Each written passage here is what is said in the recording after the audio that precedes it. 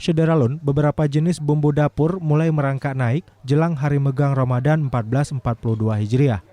Kenaikan harga mulai terjadi untuk jenis cabai merah dan cabai rawit, seperti di Pasar Induk Lambaru Kamis hari ini.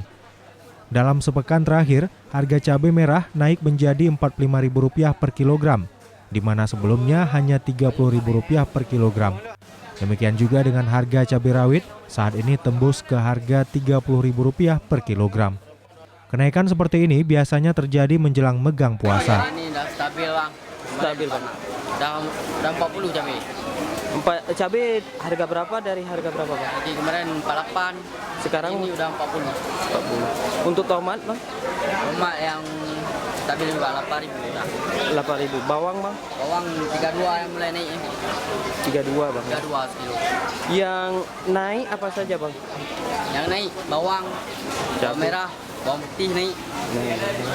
Itu bawang putih dari harga berapa ke harga berapa, Bang? Ini kemarin harga 24, ini 28 dah. Jaran.